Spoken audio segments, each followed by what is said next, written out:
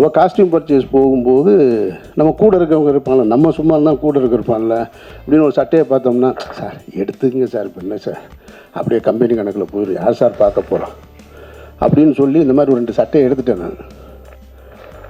இப்போ இந்த படம் பார்த்தோடனே கந்தசாமி அவனை பார்த்து அந்த சட்டைக்கான காசை கொடுக்கணும்னு தோணிடுச்சு.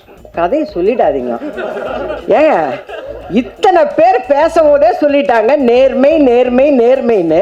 அப்புறம் கிளைமேக்ஸில் வந்து அதே மாதிரி அந்த அவங்க வைஃப் சீன் சொல்லி என்னையா எதையுமே சொல்ல வேணான்றீங்க, அப்புறம் என்னைக்கு எது பேச சொன்னீங்க? நான் அந்த மச்சான் கேரக்டர் என்ன பண்ண தெரியுங்களா அப்படின்னு இதெல்லாம் சொல்லிட்டார். நான் என்ன சார் சொல்லலை சார், நான் கதையெல்லாம் சொல்லலை. ஸோ சரிங்க, நான் கதை சொல்லுங்க. ஒரே ஒரு நிமிடத்தில் முடித்துக் கொள்கிறேன். நன்றி, வணக்கம். அப்படியெல்லாம் போயிட மாட்டோம். அந்த பாட்டுக்கு தேசிய விருது கொடுக்கலன்னா தேசிய விருது தப்புன்னு அர்த்தம். அந்த பாட்டை எழுதிய கவிஞர் இங்கே தான் வந்திருக்காரு, அவர் தான் நான்.